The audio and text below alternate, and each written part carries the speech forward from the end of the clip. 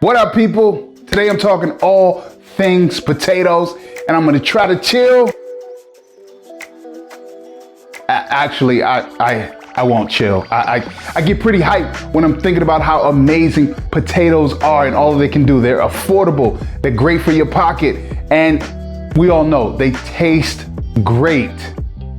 I use yellow potatoes in this plant-based vegan mac and cheese. What I was looking for was that same richness and sort of velvety texture that envelopes pasta, but I used it in a plant. So just another way to show the versatility of potatoes. Full of flavor, really soaks up all of that onion and garlic and that spice that I got in there. It's a good substitute for other ingredients that might do it the same, but at a lesser price.